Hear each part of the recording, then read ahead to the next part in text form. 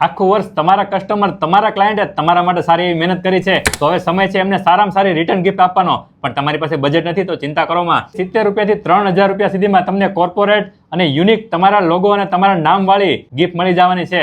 Sir સાચી વાત છે?